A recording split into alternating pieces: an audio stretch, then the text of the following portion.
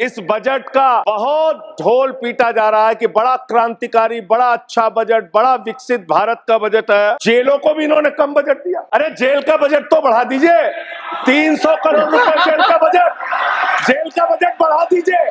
अरे अभी हमको जेल में भेजा है, कल तुमको जेल में आना है, अगला नंबर तुम्हारा है।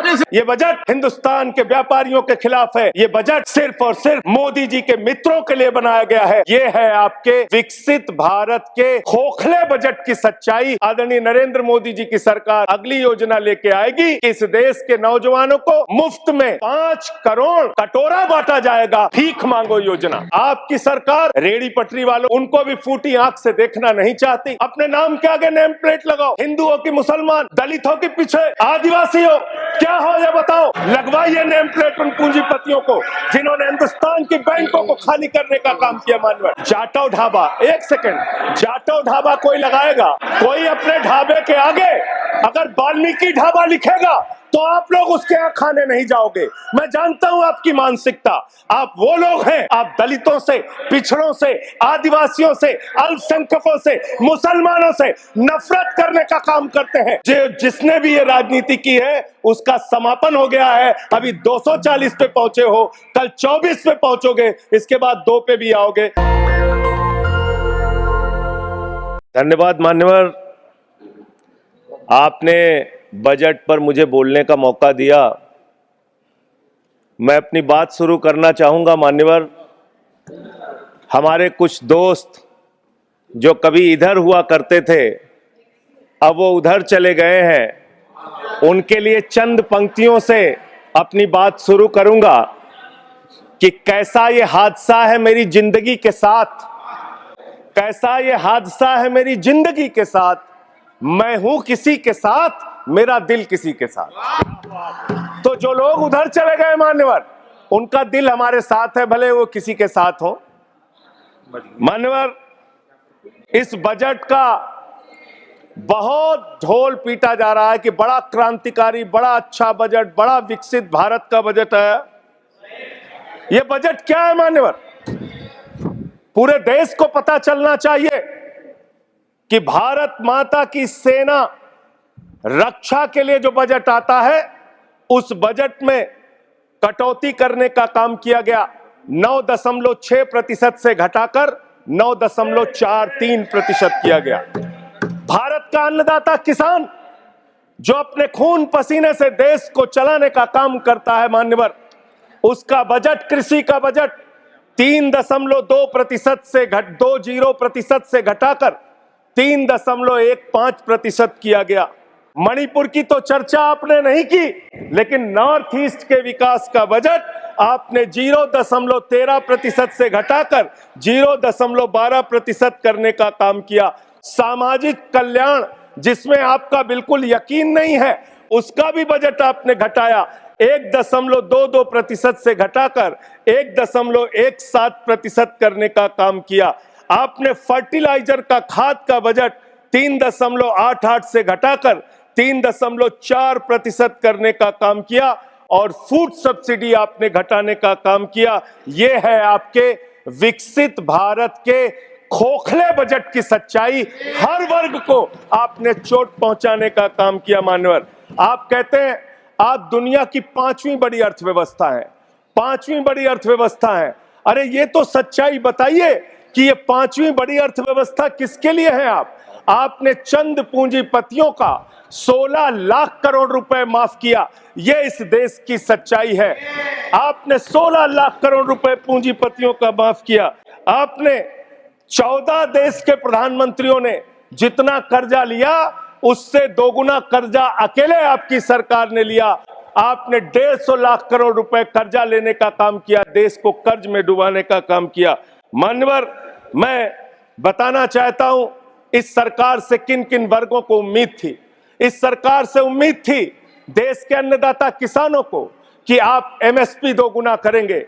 आपने एमएसपी दोगुना नहीं की, आपने किसानों की फूड सब्सिडी का काटने का काम किया, फर्टिलाइजर सब्सिडी काटने का काम किया, कृषि क्षेत्र को देने वाले बजट को खत्म करने का काम किया। बेरोजगारों को उम्मीद थी, 10 साल में आपने कहा था मान्यवर 20 करोड़ नौकरियां देंगे। 20 करोड़ नौकरियां आपने नहीं दी। फिर नौजवानों ने कहा नौकरी दो, नौकरी दो। फिर आपने कहा पकौड़ा तल लो, पकौड़ा तल लो।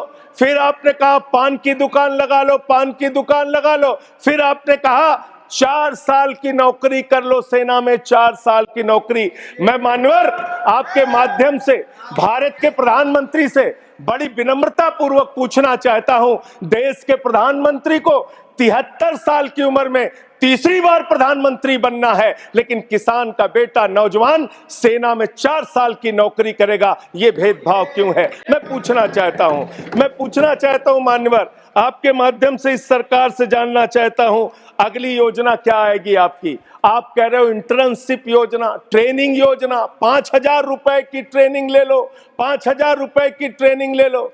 मान्यवर 5,000 रुपए की ट्रेनिंग 500 बड़ी कंपनियों में आप देंगे। मुझे भारत की 100 कंपनियां आप बता दीजिए जिसमें एक कंपनी में आप 4,000 ट्रेनी रख सकते हैं।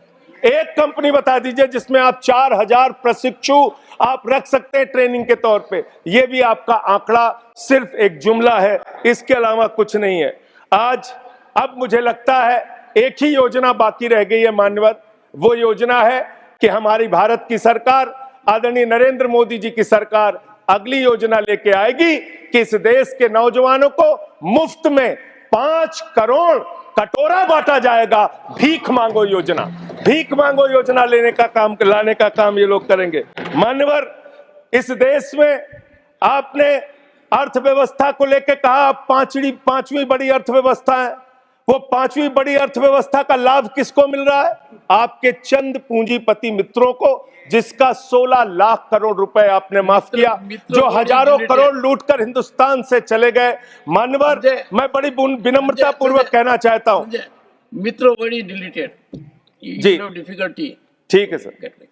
मान्यवर मैं बड़ी विनम्रता पूर्वक आपके माध्यम से पूछना चाहता हूं, क्या इस देश की अर्थव्यवस्था में रेहड़ी पटरी वालों का कोई योगदान नहीं? जो 10 करोड़ रेहड़ी पटरी वाले पूरे देश में हैं, उनका कोई योगदान नहीं है क्या मान्यवर? वो भी सरकार को टैक्स भरते हैं। आपकी सरकार उनको भी फूटी आंख से देखना नहीं चाहती। आपने रेहड़ी पटरी वालों को कहा अपने नाम के आगे नेम प्लेट लगाओ, अपने नाम के आगे नेम प्लेट लगाओ। हिंदुओं की, मुसलमान, दलितों के पीछे आदिवासी हो, क्या हो ये बताओ। मैं पूछना चाहता हूं आपके माध्यम से सरकार के कहना चाहता हूं मान्यवर, अगर नेम प्लेट लगवाना है तो लगवाइए गले में नेम प्लेट। नीरव मोदी के गले में नेम प्लेट लगवाइए कि 20,000 करोड़ रुपए हिंदुस्तान का वो बाकी है, लगवाइए नेम प्लेट। 10,000 करोड़ रुपए विजय माल्या हिंदुस्तान का बाकी है, लगवाइए नेम प्लेट गले में। ललित मोदी के कि 3,000 करोड़ रुपए हिंदुस्तान का लूट के भाग गया, लगवाइए नेम प्लेट मान्यवर। मैं कहना चाहता हूं नितिन संदेशरा के कि वो 6,000 करोड़ रुपए हिंदुस्तान का लूट के भाग गया, लगवाइए नेम प्लेट। अडानी के कि 2.5 लाख करोड़ रुपए का कर्जा आपने एक आदमी को दे रखा है, लगवाइए नेम प्लेट उन पूंजीपतियों को जिन्होंने हिंदुस्तान की बैंकों को खाली करने का काम किया। मान्यवर मैं जानता हूं इनके मन में दर्द होगा मान्यवर, अभी चुनाव हारे हैं ये उत्तर प्रदेश में, तो वहां पर अगर कोई बोर्ड लगाएगा जाटव ढाबा, एक सेकंड, जाटव ढाबा कोई लगाएगा, कोई अपने ढाबे के आगे अगर वाल्मीकि ढाबा लिखेगा तो आप लोग उसके यहाँ खाने नहीं जाओगे। मैं जानता हूं आपकी मानसिकता। आप वो लोग हैं जिन्होंने भारत के तत्कालीन राष्ट्रपति श्री रामनाथ कोविंद जी को प्रभु श्री राम के मंदिर के शिलान्यास में नहीं बुलाया। आप वो लोग हैं जिन्होंने मौजूदा राष्ट्रपति श्रीमती द्रौपदी मुर्मू जी को राम मंदिर के उद्घाटन में नहीं बुलाया। आप दलितों से, पिछड़ों से, आदिवासियों से, अल्पसंख्यकों से, मुसलमानों से नफरत करने का काम करते हैं, ये आपकी सच्चाई है। इसलिए नेम प्लेट मत लगवाइए। नेम प्लेट लगवाना है तो जिन्होंने देश की बैंकों को लूटा है उनका नेम प्लेट लगवाइए। और मान्यवर मैं आपसे, आपके माध्यम से इस सरकार से कहना चाहता हूं, इनका बजट पढ़ रहा था मान्यवर, जेलों को भी इन्होंने कम बजट दिया। अरे जेल का बजट तो बढ़ा दीजिए, 300 करोड़ रुपए जेल का बजट बढ़ा दीजिए। अरे अभी हमको जेल में भेजा है, कल तुमको जेल में आना है, तुम सबको जेल में आना है। जेल का बजट बढ़ा दो, जेलों को ठीक कर दो, अगला नंबर तुम्हारा है, तुम्हें जेल में आना है, इसलिए कम से कम जेलों को तो ठीक कर दो, अगला नंबर तुम्हारा। मैं जेल के बजट पे बोल रहा वन हूँ सेकंड मानवर, मैं जेल के बजट पे बोल रहा हूँ। 1 सेकंड 300 करोड़ दिया मानवर। इनको जेल में आना है मानवर। 1 सेकंड सदन के नेताजी से मैं अनुरोध करूंगा कि ये बहुत मार्मिक अपील है जेल का बजट बढ़ाने के लिए, और इस पर आप गौर फरमाइए। धन्यवाद सर, धन्यवाद सर। ठीक है ना? धन्यवाद और सर। एक पृष्ठभूमि भी है। मान्यवर इसका ध्यान इस रखा देश जाएगा में अध्यक्ष महोदय। इन्होंने न्यायपालिकाओं के लिए जो बजट रखा वो नाकाफी है। 5 करोड़ केसेस पेंडिंग है इस देश के अंदर, और 6 लाख लोगों को पूरे देश में जेलों में रखा गया है, जिसमें करीब करीब 76% अंडर ट्रायल हैं। इसका मतलब आपका मकसद न्याय दिलाना नहीं है, आपका मकसद किसी मामले की सच्चाई तक पहुंचना नहीं है, आपका मकसद है पकड़ पकड़ के एक एक व्यक्ति को जेल में डालना। आपने दिल्ली के मुख्यमंत्री को, जिनकी शुगर 36 बार 50 से नीचे जा चुकी है, आपने दिल्ली के मुख्यमंत्री को पकड़ के जेल में डाल दिया। नहीं मानवर, अब इनको बार बार मौका मत दीजिए, मुझे अपनी बात पूरी करने दीजिए। I am not yielding sir, I am not. आपने 2 बार कहा, हैबिट बना लिया इन्होंने सर। दिल्ली के मुख्यमंत्री को सर इन्होंने पकड़ के जेल में डाल के रखा। दिल्ली के शिक्षा मंत्री को इन्होंने 2 साल से जेल में रखा। दिल्ली के स्वास्थ्य मंत्री को इन्होंने 2 साल से जेल में रखा। आप एक एक विपक्ष के नेता को पकड़ पकड़ के जेल में डालते हैं। हेमंत सोरेन को मुख्यमंत्री को जेल में आपने रखा, संजय रावत को जेल में रखा, अनिल देशमुख को जेल में रखा, सबको पकड़ पकड़ के आप जेल में रखते हैं। बंगाल के 3 मंत्रियों को आपने पकड़ के जेल में रखा। आपका मकसद ट्रायल कराना नहीं, न्याय दिलाना नहीं, आपका मकसद हम लोगों को पकड़ के जेल में रखना है। जितना जेल में डालोगे, मैं आपसे कहना चाहता हूं, जितना जेल में डालोगे उतना गर्त में जाओगे। जिसने भी ये राजनीति की है उसका समापन हो गया है। अभी 240 पे पहुंचे हो, कल 24 पे पहुंचोगे, इसके बाद 2 पे भी आओगे। मैं तो 1-2 मिनट और मैं बस कह के अपनी बात खत्म करूंगा, मेरे टाइम में से उसको काट लीजिएगा। मान्यवर, भेदभाव की बात, सबसे भेदभाव इनको करना है। मुसलमानों से भेदभाव, सिखों से भेदभाव, ईसाइयों से भेदभाव, दलितों से भेदभाव, पिछड़ों से भेदभाव, और अब राज्यों से भेदभाव, राज्यों से भी भेदभाव, महिलाओं से भेदभाव, राज्यों से भेदभाव। क्या भेदभाव किया सर इन्होंने? 2,32,000 करोड़ रुपए, 2,32,000 करोड़ रुपए दिल्ली के लोगों ने सरकार के केंद्रीय खजाने में टैक्स के रूप में दिया, जीएसटी और इनकम टैक्स के रूप में। बदले में हमको कितना मिलता है? 0। 9 साल से आप दिल्ली को बजट नहीं देते। पंजाब के लोग, बस मेरे में से काट लीजिएगा सर, 1-2 मिनट काट लीजिए, पार्टी के उसमें से काट लीजिएगा। पंजाब के लिए सर, पंजाब का किसान अपना खून पसीना बहा के खेत में गेहूं पैदा करता है, धान पैदा करता है। आपने 8,000 करोड़ रुपए पंजाब के विकास का पैसा रोक रखा है, विपक्ष के राज्यों का पैसा आपने रोक रखा है। ये भेदभाव क्यों कर रहे हैं आप क्यों कर रहे हैं? आप लिखते हैं राज्यों के विकास से देश का विकास है, ये आप राज्यों का विकास कर रहे हैं।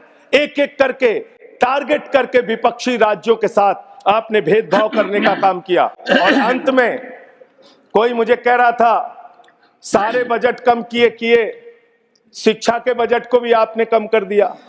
मैंने इन लोगों से कहा शिक्षा से इनका कोई लेना देना नहीं है, शिक्षा से इनका कोई लेना देना नहीं। मान्यवर, क्यों लेना देना नहीं है? क्योंकि दिल्ली विश्वविद्यालय में मनुस्मृति पढ़ाने जा रहे हैं ये लोग।